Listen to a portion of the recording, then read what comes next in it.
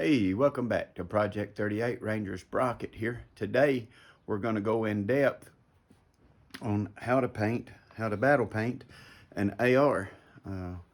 We showed this one in a video and had a couple commenters want me to go into a little bit detail about it, and thought I'd just go ahead and we'd paint another one here just in a few minutes. So stick around and we'll show you how.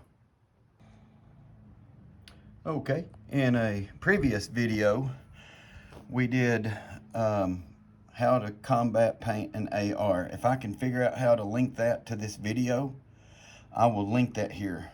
And that way you can click on that one. So if you've not watched that one, this one here, you know how continuity goes. But anyway, this is the rifle that we painted in that. And last night I had a commenter named 256 NATO messaged me, and he's asked me to please do a follow-up video on that beautiful AR, or to that effect. So today's video, I'm going to show you how. I have a AR 1x6 that we are going to paint, and I'll demonstrate that, and we'll take our time and we'll go right through it. But this is the same one. Up close in the video, maybe I didn't get close enough, but just wanting to show you how this works.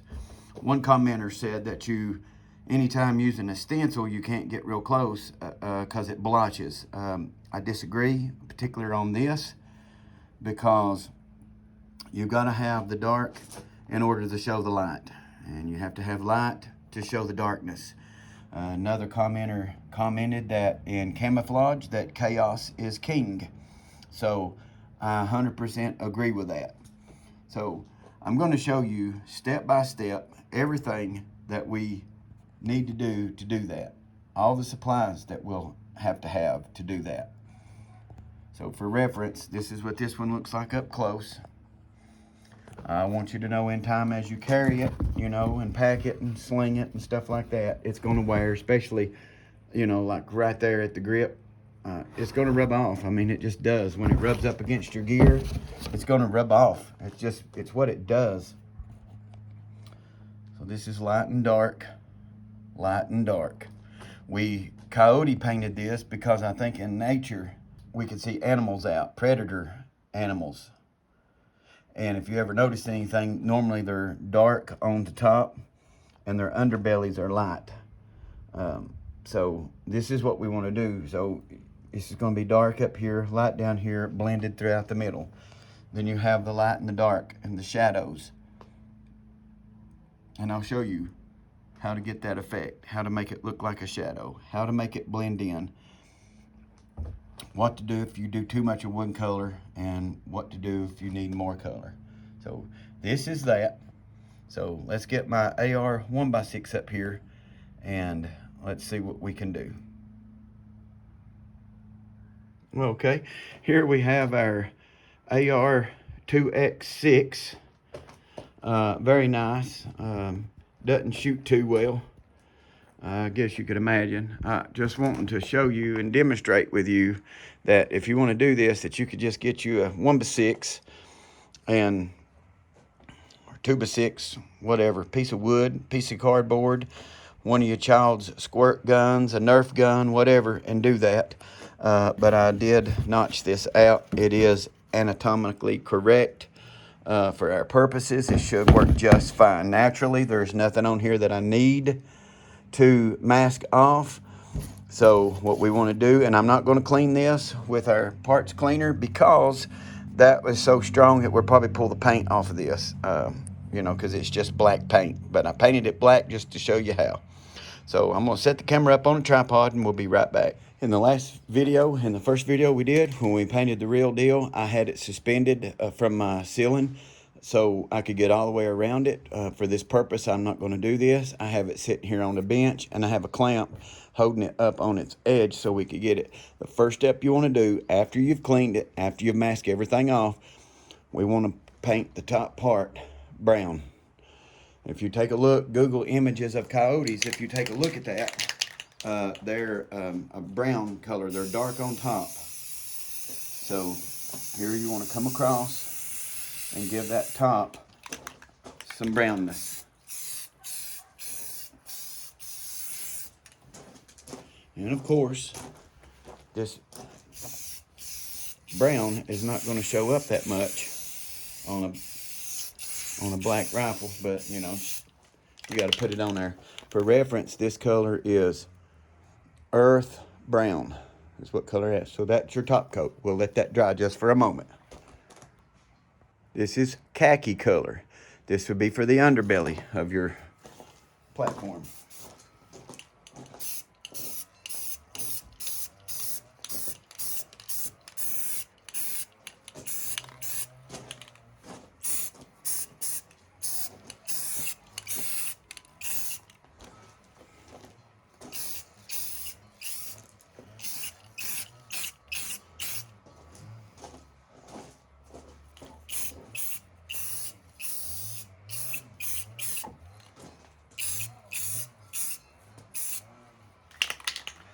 Let that dry.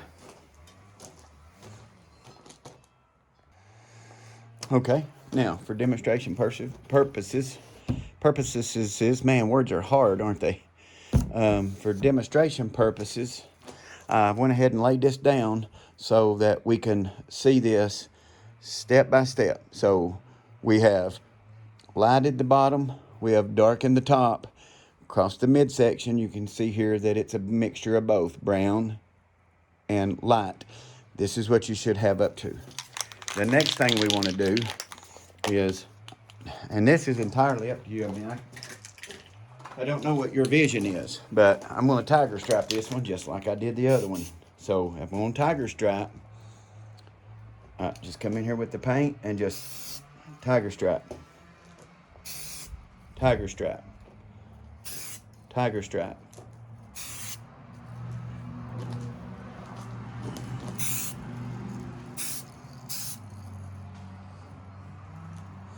Now, if you was working all the way around the gun, you'd if it's suspended from the ceiling, you would come in and hit the top of it just a little bit here and there, wherever you want the green to look.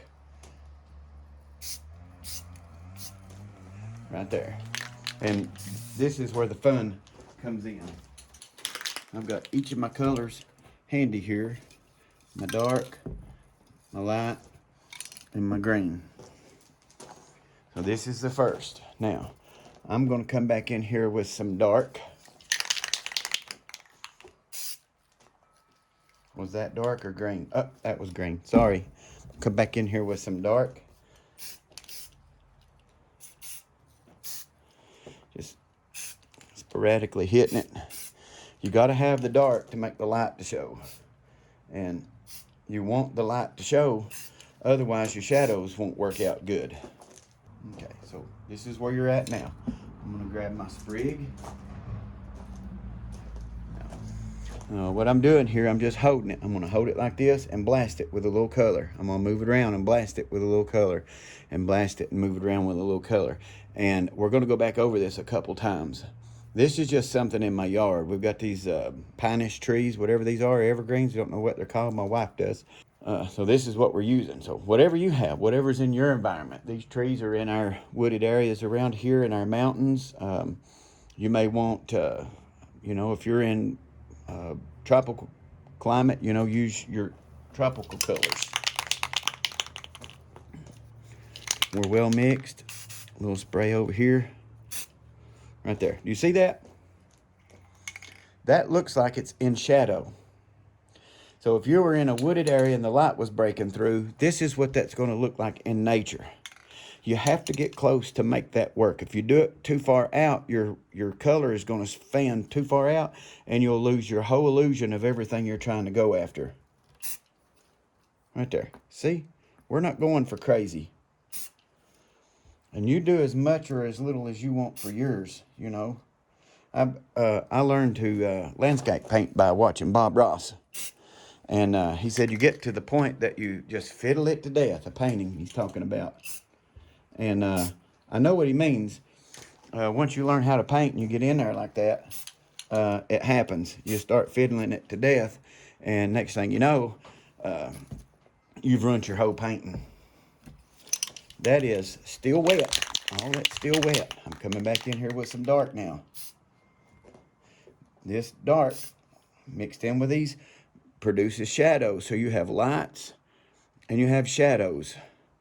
You gotta have, it doesn't work if you don't.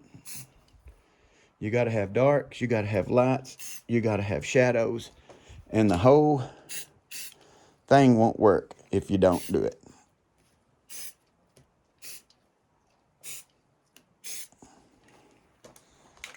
Darks and lights, darks and lights. And this is not even looking because we've got all this around it, but once we get this moved out of the way, you'll see what's happening. Going back to the light. See, it's even more in depth. You've even got more light and shadow. And it's just beautiful. It's just a beautiful way to do it. And after you've carried it or packed it for a few months and you get tired of it, you can always just redo it.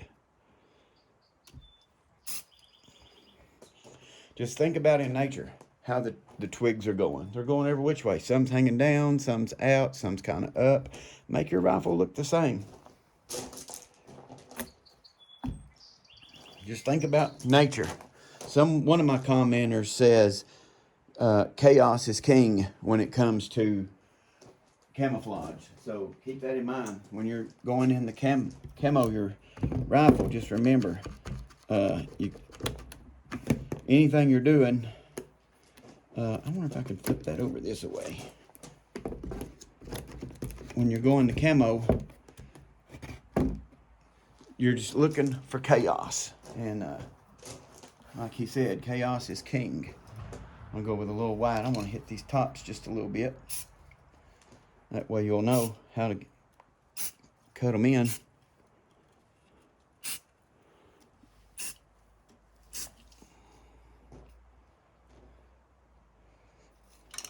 I'm gonna come in with some, this is the green. I hit some green up here. I point it in the right direction.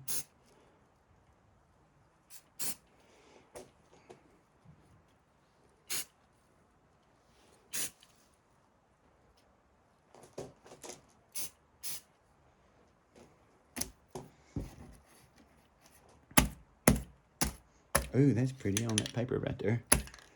I'm gonna go back to the light.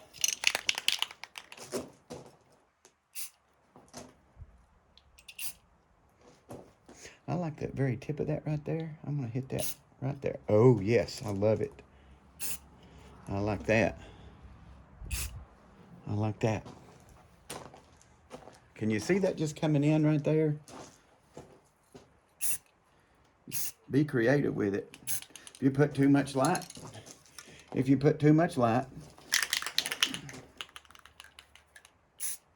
come in with some dark. That's all you have to do. You've not ruined it.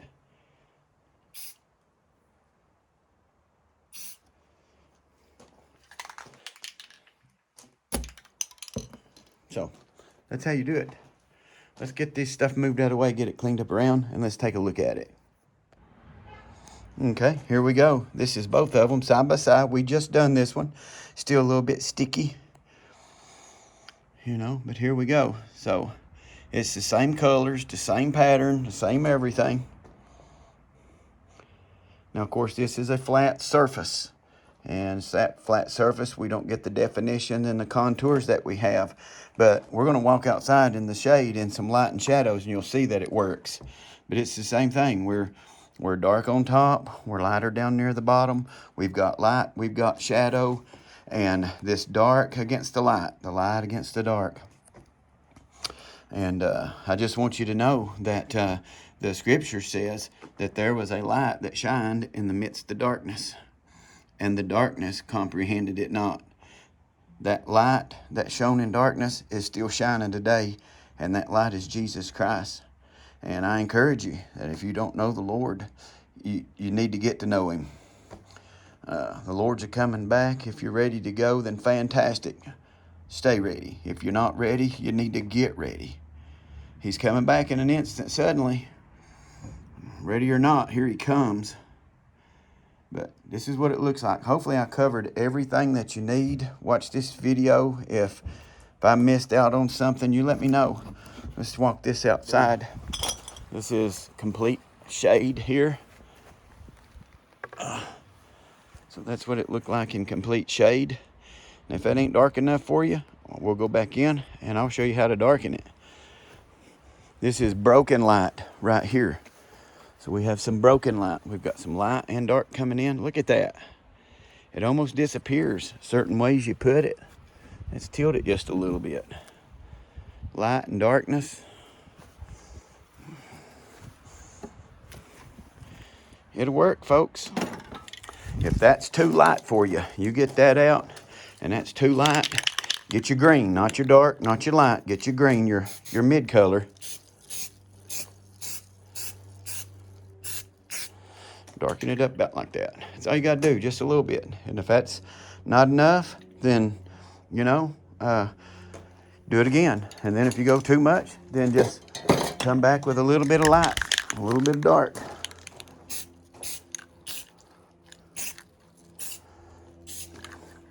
So that's how you do it. This was the idea of 256 NATO. He was the one that reviewed on this last night. So we thought we'd just try to come out here and put this together. I'm still very limited in what I can do. Just about 3 weeks out of major back surgery.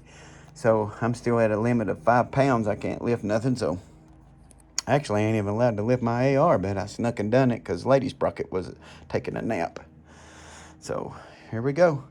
I hope this has answered every question that you have. We appreciate you stopping by Project 38. I'm Ranger Sprocket. We'll see you again next time.